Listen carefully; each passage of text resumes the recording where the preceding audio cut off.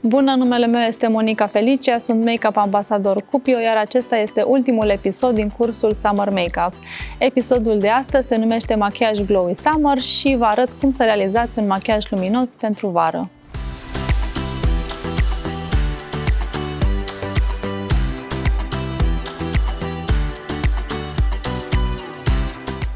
Prima dată voi aplica un iluminator lichid, acesta este Skin Glow în nuanța Champagne și preferatul meu. Are o culoare foarte plăcută, versatilă, îl puteți aplica atât pe decolteu cât și pe pomeți sau pe ochi dacă doriți. Mi-am aplicat puțin iluminator pe mână și cu ajutorul burețelului puteți să folosiți și mâna.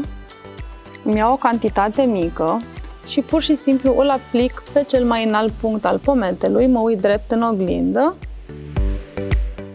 și îl aplic din aproape în aproape, prin mișcări scurte, până la jumătatea ochiului și un pic deasupra sprâncenei. Mai îmi iau puțin, dincolo fac la fel.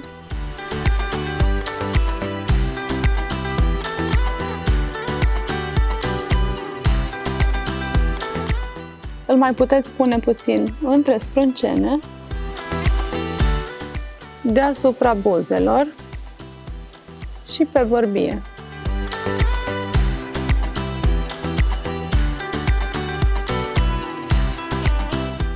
Pe acesta îl voi fixa cu un iluminator din gama Oh My Glow în nuanța Moon Dust.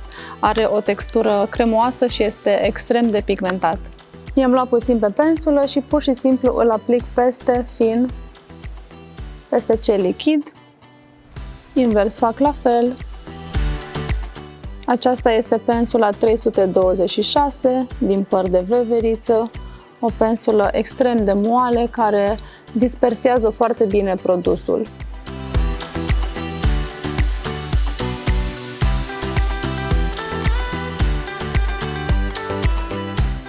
Cu paleta Skin Shades îmi construiesc un contur ușor și aplic aceeași culoare și în pliul ochiului. Folosesc pensula 503, este o pensulă moale din păr sintetic pe care o puteți folosi și pentru aplicarea fondului de ten, dar și pentru produse uscate. Eu îl aplic ușor prin mișcare de tapotare și vin cu acesta în formă de 3.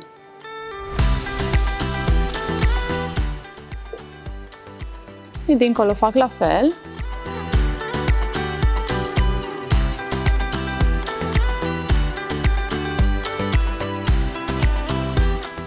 Și puțin pe lateralul nasului, doar ce mai îmi rămâne pe pensulă.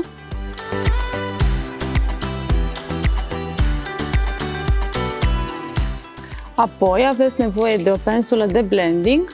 Aceasta este pensula 309 și aceeași nuanță pe care ați folosit-o pentru pomeți, o aplicați fin doar în pliul ochiului.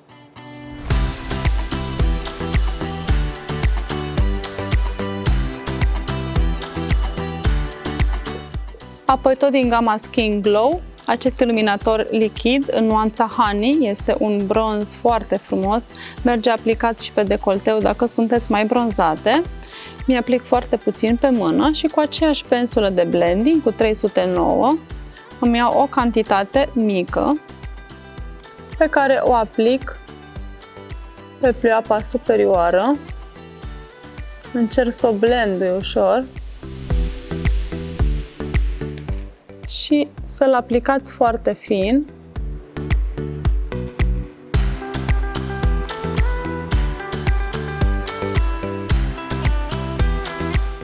Aceeași culoare o aplic fin și la baza genelor inferioare.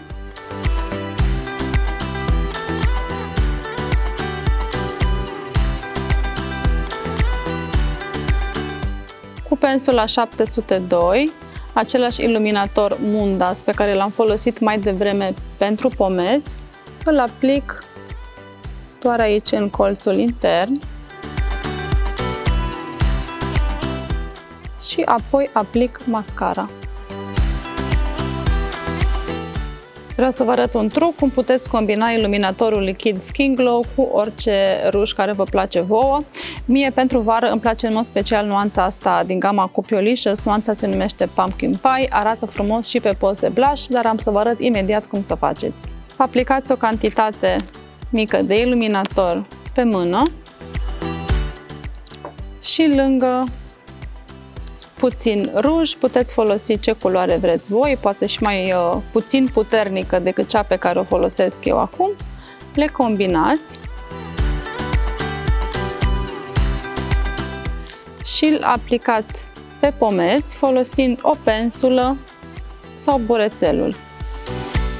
Eu azi voi folosi burețelul, îmi iau puțin de pe mână,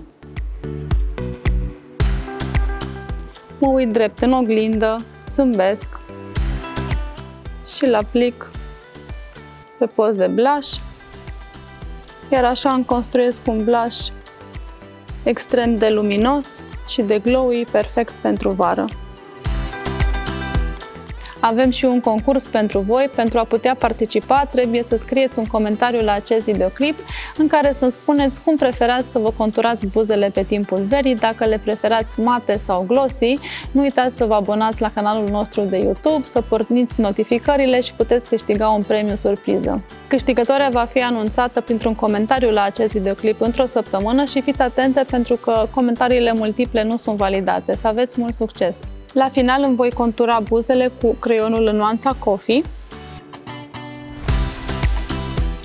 Este un creion cu o textură cremoasă, pigmentată.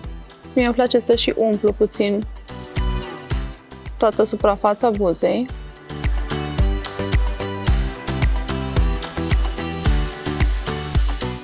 Și peste acest creion puteți folosi orice nuanță de ruj doriți.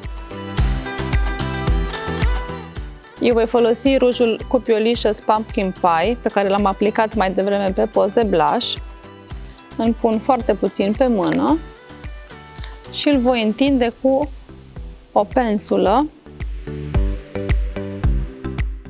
Apoi îl aplic doar pe centrul buzelor.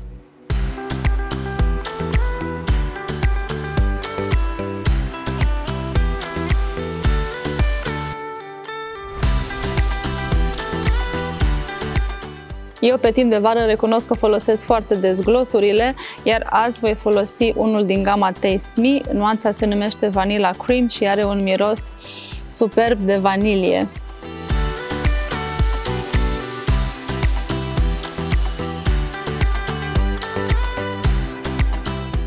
Sunt curioasă dacă v-a plăcut acest episod, m-aș bucura foarte mult să-mi lăsați un comentariu la acest video, să-mi spuneți părerea voastră, eventual să-mi și scrieți ce v-ați dori să învățați în viitor. Acest curs Summer Makeup, să știți că are 3 episoade, dacă nu le-ați văzut pe toate, vă invităm să vă uitați la fiecare în parte. Nu uitați să dați un like, share, subscribe dacă v-a plăcut acest video, să primiți notificările atunci când vom posta un video nou din cadrul școlii Beauty School by Cupio. Eu vă pup și să aveți o vară frumoasă!